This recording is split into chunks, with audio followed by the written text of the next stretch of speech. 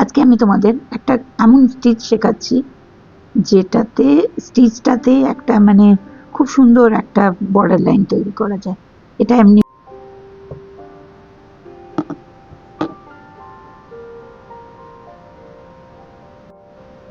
নমস্কার বন্ধুরা, unique hand এমব্রয়ডারির আরেকটি নতুন ভিডিওতে সবাইকে স্বাগত জানাই। আশা করি সবাই খুব খুব ভালো আছো।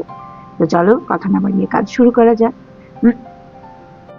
আজকে আমি তোমাদের একটা এমন স্টিচ শেখাচ্ছি যেটাতে স্টিচটাতে একটা খুব সুন্দর একটা বর্ডার লাইন তৈরি করা যায়।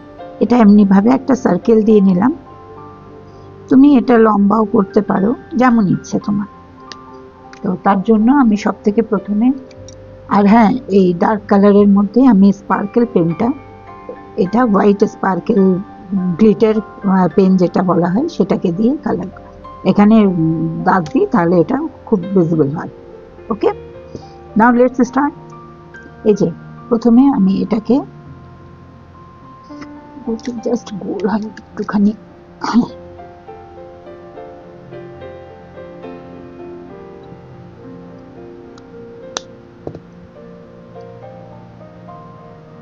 এটার জন্য আমি অ্যাঙ্কারের সুতো ইউজ করি। সবসময় তোমরা জানো আমি অ্যাঙ্কারের সুতো দিয়ে সেলাই করি। আর এই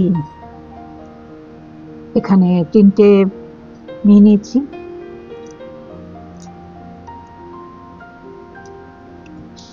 এবার তোমরা জাস্ট খালি ওয়াচ করো আর ভিডিওটা স্কিপ না করে প্রথম থেকে দেখো, নিশ্চয়ই বুঝতে পারবে। এই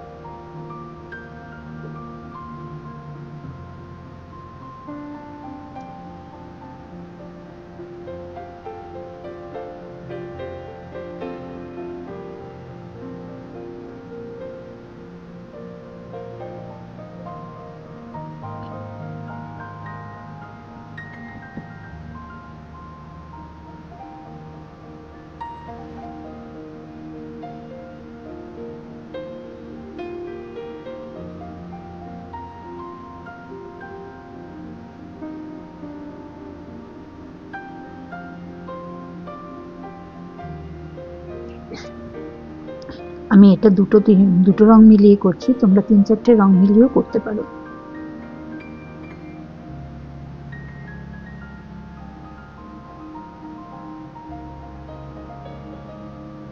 একটু প্র্যাকটিস করলেই জিনিসটা খুব সুন্দরভাবে করতে পারবে। কেমন?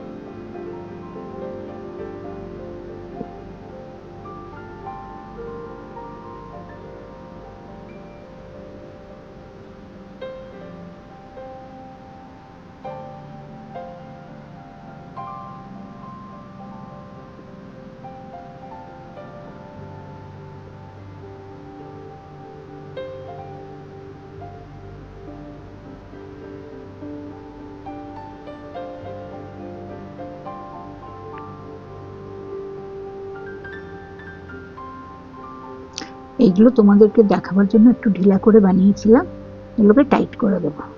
হ্যাঁ, এভাবে টাইট করে দেবে পেছন দিক দিয়ে, ঠিক আছে? তাহলে এগুলো সব টাইট হয়ে তো